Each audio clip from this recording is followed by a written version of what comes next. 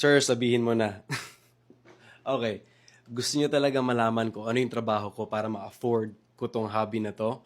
Well, I'm a video editor and I have been for the past 10 years. Pero quite frankly, today, I'm not sure if I can still call myself a video editor because I do so much more. Gusto niyo makita? Tara, pakita ko sa inyo.